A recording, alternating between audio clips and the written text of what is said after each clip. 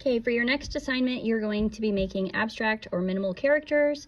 It's inspired by the posters made by artist Tom Pastrano. He did Sesame Street characters. So we've got Kermit the Frog. You can see it's simplified. The shapes are very simple and it's kind of mixed up. So you've got the mouth at the top, an eye in the middle, and then this kind of starburst shape that is his neck frill. You've got Bert over here with the iconic eyebrow.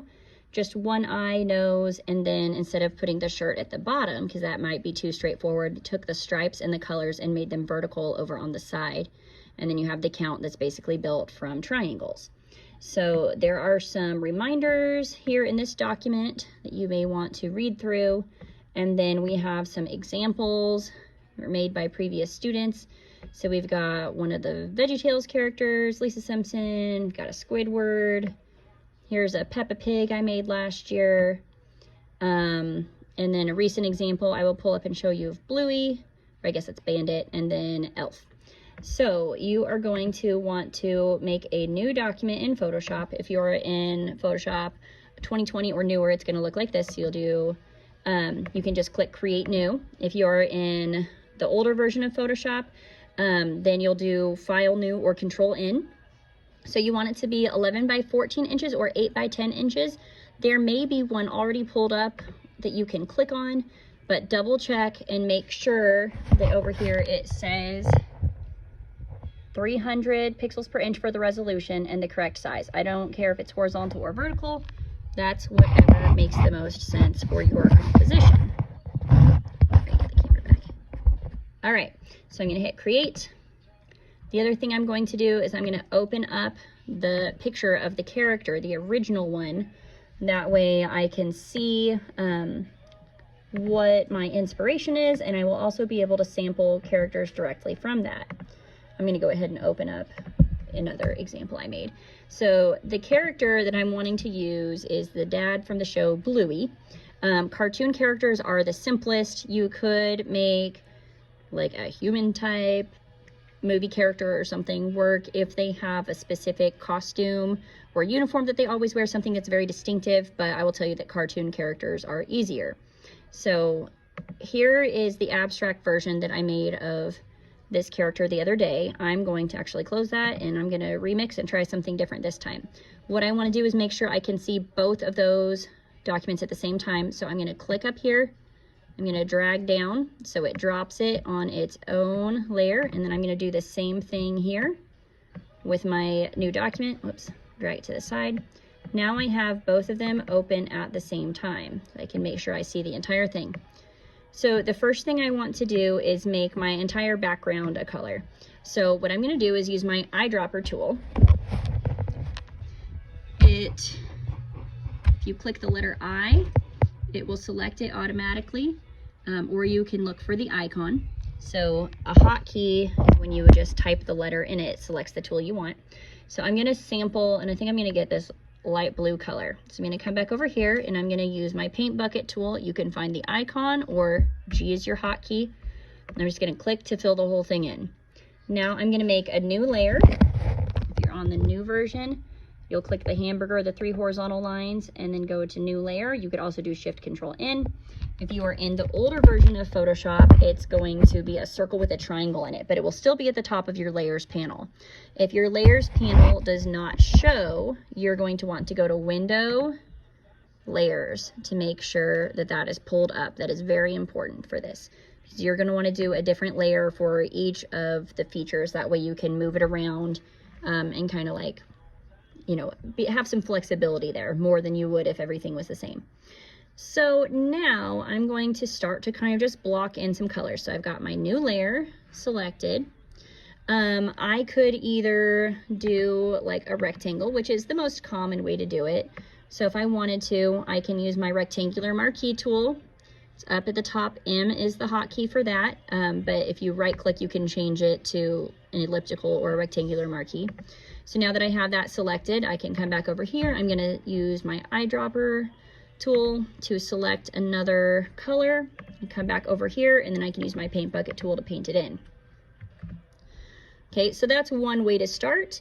If I want to do an outline, because I noticed that there's a lighter blue outline around it, I could just do, you know, a rectangle, or what I can do is double click on the layer that will bring up the layer style. If I click on the word stroke, it's going to give me more options. So if I double click that, I can sample the color. I can change how big that stroke is.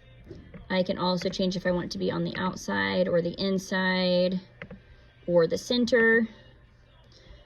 So that's totally up to you. I usually keep it on the outside, but I kind of like it on the inside there. So if you want to make it very geometric, you know, that's certainly a way you could start. But I'm going to delete that and I'm going to show you some other options. So if I want it to be more of a rounded shape, I can come down to my shape tool. And if you right click, it brings up more options. So we've got rectangle, rounded rectangle, ellipse, polygon, which will let you make any perfect geometric shapes. If you put in 3, it'll make an equilateral triangle. You know, if you do 5, it'll make a pentagon. Line tool, and then custom shape tool. So I'm just gonna pick maybe the rounded rectangle to start with. And then I'm going to click and drag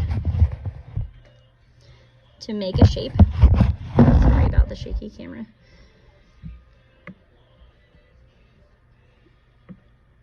Okay, now when it pops up, it's filled in. Sometimes it will show a stroke and not actually the fill color that you want. So if it doesn't show up how you were expecting, just click the fill and the stroke, and then you can change your options. So I'm actually gonna make the fill that tan color, and then you can see how it is down there. Or since I'm going to change the shape, I'm actually going to turn off the stroke for now, but I wanted to show you those options. So if you don't want it, just make it no color. It's white with a red slash through it. Okay, so let's say I want to add on to this shape. Maybe I want to make it more round. So I'm going to move it off to the side for now.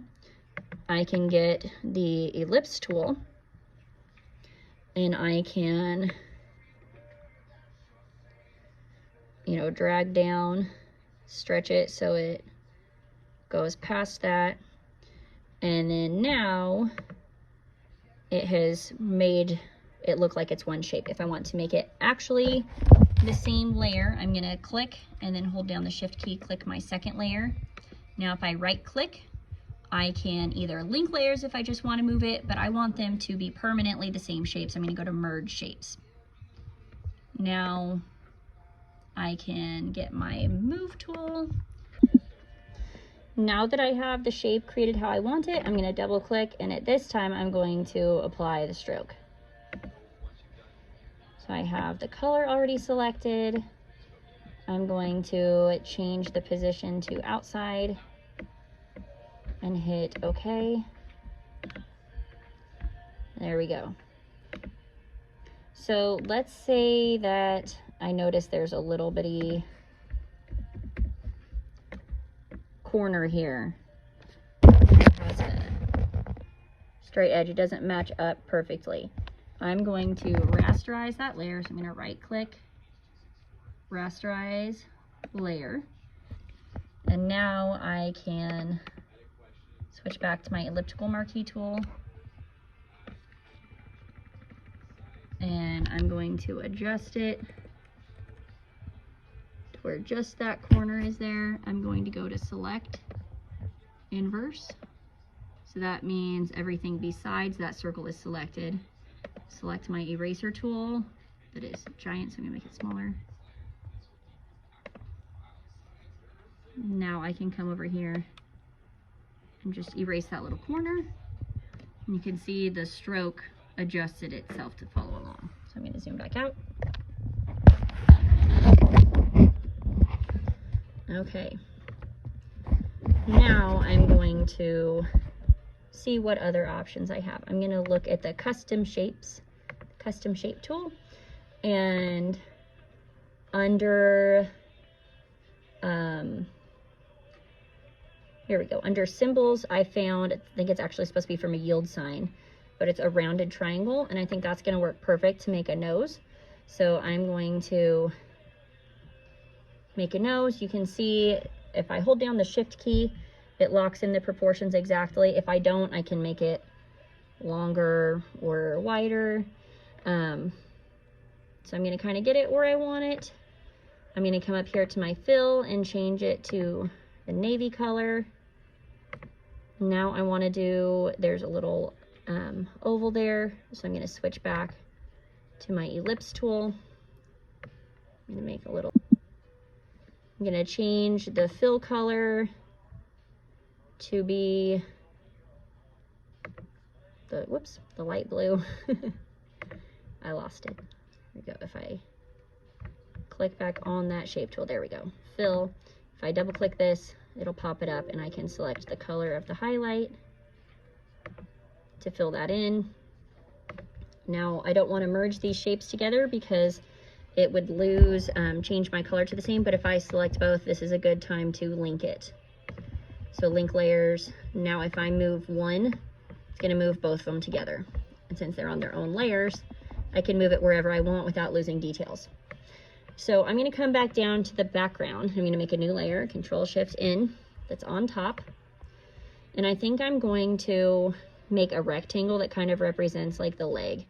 So I'm going to use my rectangular marquee tool, and I'm going to just stretch it to the side here. I'm going to sample the lighter color from the leg for now.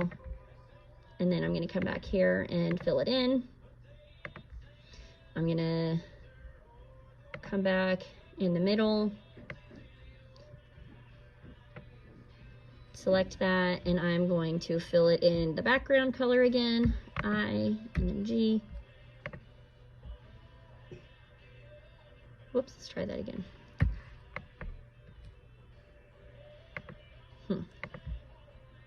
Okay, now it's selected. G, fill it in, and then I'm gonna come up to the top, and I'm going to make it that darker color. So sample it. If you accidentally make it big, just zoom back out. Fill that in. Okay. Now, if I hide my background, you can see if I zoom in really close, it's a little bit off. So I'm actually going to use my rectangular marquee to select over here, and then just to make sure it's all the same, I'm going to select inverse, and then I'm going to delete, so that way it's all perfectly smooth. Okay, I also noticed on the leg that there is an outline. So to make it be consistent, I'm going to sample that color, and I'm going to come over here and I'm going to apply a stroke to this layer. I'm going to click on stroke, sample that color, and then I don't want it to be that thick, so I'm adjusting the width. You can see in the preview that it is smaller, and I want it to be on the outside, so hit OK. Now if I turn my background back on, you can see I'm making progress. So I'm going to make an eye and then show you how you can add just a little bit of detail. So coming back over here, I'm going to make an ellipse. I want it to be white. So I'm just drawing an eye. I'm going to add a black stroke to it because there is a black outline there. I'm going to change the size of it to be a bit thinner. It's a little bit too thick still. Okay, now I'm going to make another black ellipse in the middle. Only this time I want it to be filled in black. I'm going to link these layers so I can move them together. Remember, merging them will make it to where it all becomes the same color. And I'm going to drag them up on my layers panel because I think I want it to be on top of the little mouth shape.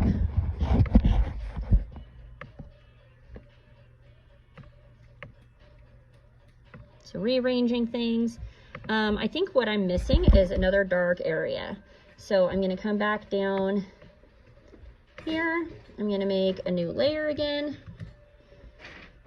and I'm gonna make a big dark area. So I'm gonna try the elliptical marquee, and I think I'm just gonna kind of drag up into the side. I don't know if I'm gonna leave it there or not. I'm going to paint it in that navy color. Maybe I'll put it behind the leg. Maybe I'll Control D to deselect, move the nose around. So you see, just kind of keep like rearranging until you're happy with how things look. You'll notice in the original character, he's got little hairs. So if I sample that color, I can use my brush tool over here to kind of add some texture. So if I have my brush, I'm going to make sure that the hardness is set to 100% so it's not going to be fuzzy. And I have to create a new layer because I can't paint on top of a shape. And now if I click and hold down the Shift key and come down, it makes it a perfectly straight line. Let's see if I can zoom in a bit for you to see that. So if I click, Shift, and then go down, it makes it a straight line. No matter how I move the mouse, it'll go straight to the side or straight up and down. So let's say I get a few of those I like. I can actually duplicate that layer, and then I don't have to keep making those shapes over and over again. I can just drag them. And if I want, I can even merge those layers. So I right click to merge. There's actually another shortcut. If you hold down the Alt key, it pops up to where there's two arrows. You can drag it down and then you've got a copy. So in the original, they're kind of all different directions, but since I'm simplifying, I'm just keeping them kind of geometric. Now, there's also similar marks on the face that's like a light tan color. So if I want to duplicate that, I can sample that color with my eyedropper tool. I can come back over here and I'm going to merge these layers together. And so I'm going to Shift, click on both the layers, right click, merge layers. Now I'm going to duplicate. Remember, you can do Alt or you can right click and duplicate layer. So if I get my move tool and drag it down here, I'll change the layer of my, or the order of my layers. So I want it to go behind the nose, on top of the mouth. Now I need to change the color. So if I,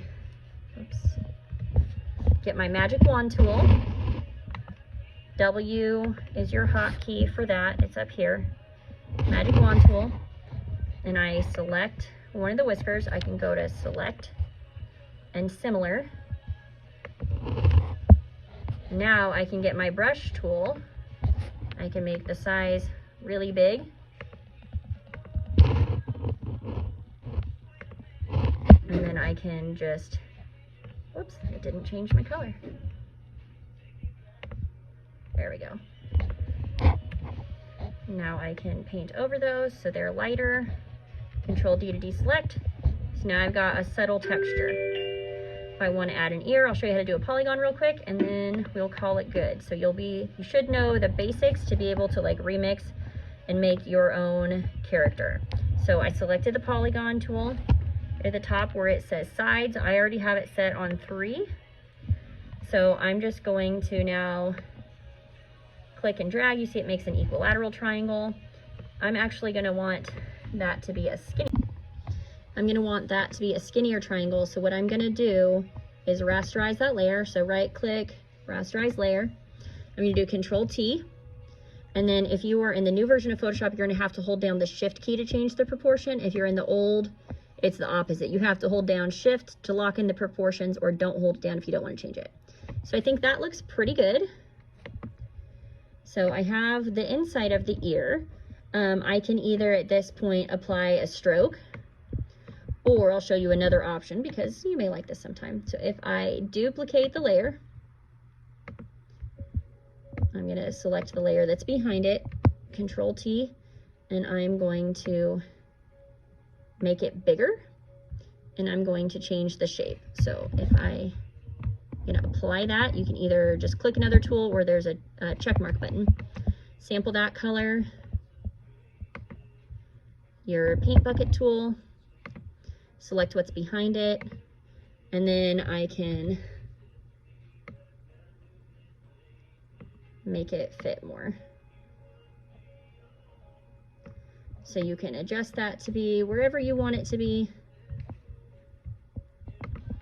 I like that, so I'm going to merge these two layers together, merge layers, and then I can move it wherever I want to. If I want to turn it sideways, because why not, I can do that. If you hold down the Shift key while you rotate, it'll lock in 15-degree increments, or you can just kind of like freehand it, but there we go. So you'll work it until you are satisfied. Make sure it is remixed. You're not just taking the regular character, turning them into a rectangle. Make sure you have enough information that people recognize it, but it's still simplified and abstracted. So then when you're finished, this is very important, you're going to go to File, Save As, and you're going to put in your name. You can do your name, abstract character. You should be saving every few minutes while you are working. So I forgot to do that. I wasn't setting a good example, so I did that now. Now I'm going to go back, turn it in. I want to turn in an image file instead of a Photoshop. So where it says Photoshop, click that, change it to JPEG, save, and you're good to go. Just hit OK. If you turn in a Photoshop document, it's a very large file and I have to download it to see it. So please turn in a JPEG. Thank you.